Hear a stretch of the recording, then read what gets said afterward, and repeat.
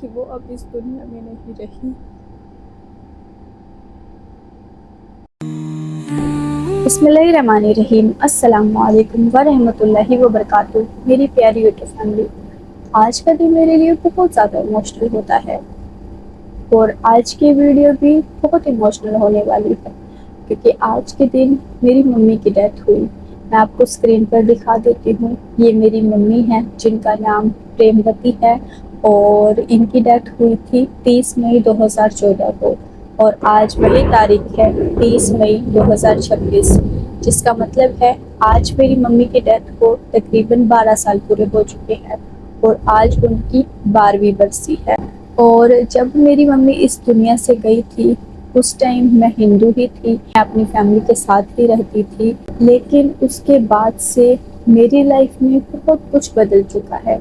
अब जैसे कि मैं मुस्लिम हूँ, मैंने इस्लाम को एक्सेप्ट किया है, लेकिन जो मेरी फैमिली है, जो मेरी फैमिली से मेरे रिश्ते हैं, वो तो आज भी पहले जैसे ही है।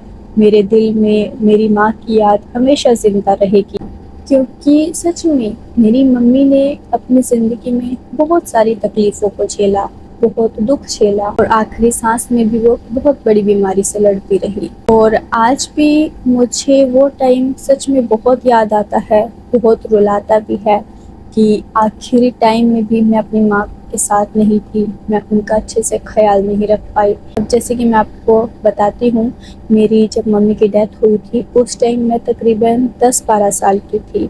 मुझे 9th क्लास में एडमिशन लेना था। मई के लास्ट दिनों में मेरी मम्मी की तबीयत बहुत ज़्यादा ख़राब हो गई थी। तब मेरी मासी मेरी मम्मी को देखने के लिए घर आई हुई थी और तभी मेरी मम्मी ने मुझे मेरी मासी के साथ उनके घर भेज दिया। मुझे नहीं पता था कि वो अपने आखिरी वक्त को देखकर मुझे पहले ही मेरी मासी को सौंप कर जा रही हैं, क्योंकि मासी का मतलब तो आप जानते ही हैं, माँ की बहन, बिल्कुल माँ जैसी।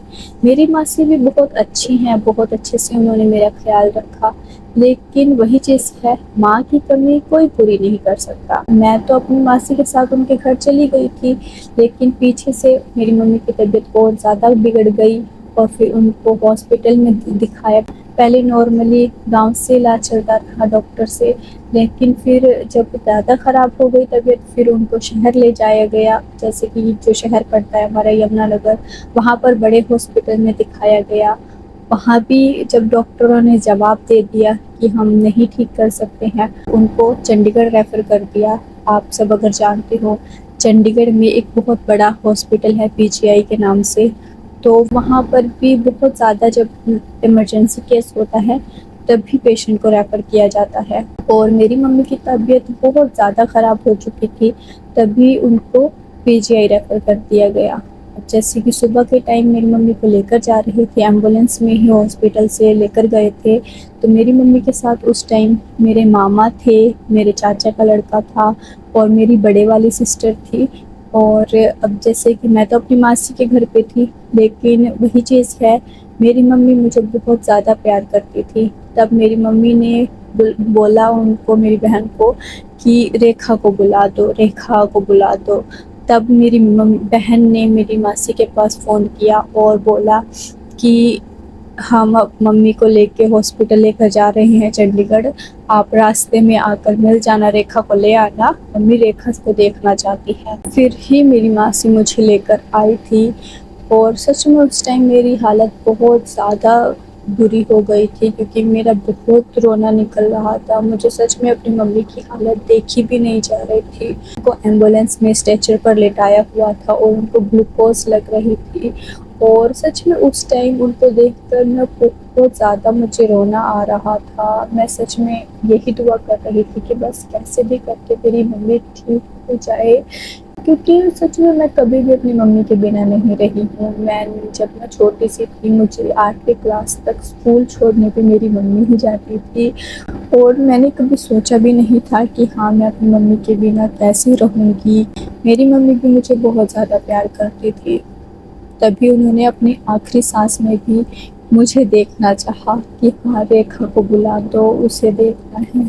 तो सच में उस टाइम मैं मम्मी से अपनी मिली तो मैंने उनको गले लगाया और मैं उनके पास ही बैठी रही, उनका हाथ अपने हाथ में लेकर जब तक हॉस्पिटल नहीं पहुँचे, और बस यही दुआ कर रही थी कि हाँ कैसे भी करके भगवान मेरी मम्मी को ठीक कर दे। फिर जैसे कि जब मेरी मम्मी को हॉस्पिटल ले जाया गया तो चंडीगढ़ जो हॉस्पिटल है विजय का, वो बहुत बड़ा हॉस्पिटल है, बहुत बड़ा। और फिर वहाँ पर लेकर गए, वहाँ पर बहुत सारे पेशेंट ऑलरेडी एडमिट थे, तो उनको देख देख कर मुझे और ज़्यादा डर लग रहा था। लेकिन फिर मम्मी को लेकर गए, वहाँ पर एडमिट किया, काफ़ी देर तक उनको रखा गया, उनका इलाज शुरू किया गया, ट्रीटमेंट। और जब मैंने वहाँ पर एडमिट करते ही अपनी मम्मी को देखा तो उस टाइम भी मेरी मम्मी की हालत बहुत ज़्यादा बिगड़ चुकी थी। मेरी मम्मी को नाली लग रही थी, नाक में से निकली हुई, मुंह में से निकली हुई, तो उनके से सांस ली जा रही थी अच्छे से, ना उनका कुछ खाने का हो रहा था, हर जगह से उनकी नाली लगी हुई थी, हाथों में, नाक में। सच में उनकी हालत बहुत ज़्यादा ख़राब हो गई थी। और उसके कुछ घंटों बाद ही जैसे एडमिट किया, डॉक्टर ने ट्रीटमेंट शुरू किया और कुछ घंटे बाद ही डॉक्टरों ने मम्मी को बाहर निकाल दिया स्ट्रेचर पे कि वो अब इस दुनिया में नहीं रही। सच में उस टाइम मैंने अपनी मम्मी को जब देखा कि उनके नाक में रुई लगा रखी है, मैं सच में उस टाइम भी बहुत ज़्यादा रोई थी कि हाँ वो अब सच नहीं रही है। और मेरे मामा की हालत भी बहुत ज़्यादा बिगड़ चुकी थी, मेरी बहन का भी रो रो के बुरा हाल हो गया था, मेरी मासी का भी। सच में हमने ज़िंदगी में अपनी कभी भी नहीं सोचा था कि हाँ मेरी मम्मी ऐसे मुझे बीच उसमें छोड़ कर चली जाएगी। बल्कि मैं तो ये सोचा करती थी कि जब मेरी शादी हो जाएगी तब मैं अपनी मम्मी का अच्छे से ख्याल रखूँगी, मैं अपनी मम्मी को अपने ससुराल में ही रखूँगी, उनको छोड़कर उसे अकेले नहीं रहने दूँगी। लेकिन मुझे नहीं पता था कि आखिर ज़िंदगी को क्या मंज़ूर है। अब जैसे कि उनके जाने के बाद कितना कुछ बदल चुका है, मैंने इस सब के बारे में कभी सोचा भी नहीं था उस टाइम में, क्योंकि उस टाइम में बहुत ज़्यादा छोटी थी। मुझे उनकी डेथ की वजह भी बाद में पता चली कि मेरी मम्मी के जो फेफड़े थे वो दोनों ख़राब हो चुके थे, जिसकी वजह से डॉक्टर इलाज नहीं कर पाए और उनकी डेथ हो गई। बस फिर उनको घर ले जाया गया, मुझे तो मेरी मासी अपने साथ ले गई थी। फिर हम सुबह वहाँ से आए थे जब मेरी मम्मी का हिंदू रिलीजन के अकॉर्डिंग अंतिम संस्कार करना था, बॉडी को वो अग्नि देते हैं, जलाते हैं। आज का ये दिन मेरी ज़िंदगी में बहुत ज़्यादा इमोशनल होता है, क्योंकि ये दिन हर साल आता है। और मैं सच में अब जैसे कि अकेली रहती हूँ, मैंने इस्लाम को अपना लिया है, अपना घर परिवार छोड़ दिया है, तो अब मुझे इतनी नॉलेज भी नहीं है कि हाँ मुझे अपनी मम्मी के लिए क्या करना चाहिए। मैं तो सिर्फ इस वीडियो के ज़रिए आप सबसे रिक्वेस्ट करना चाहती हूँ कि आप सब मेरी मम्मी के लिए दुआ करें, अल्लाह ताला उन पर अपनी रहमत नाजिल फरमाए, उनकी मग़फ़िरत फरमाए और उनके तमाम गुनाहों को माफ़ करे।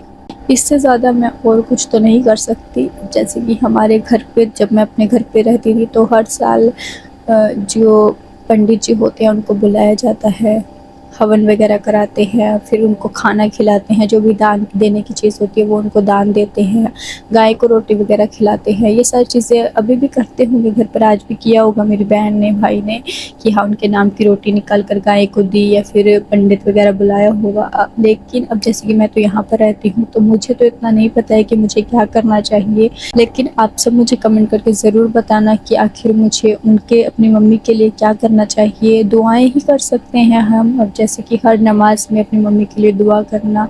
आप सब भी प्लीज़ मेरी मम्मी की मग़फ़िरत के लिए दुआ ज़रूर करना और कमेंट में आमीन ज़रूर लिखना।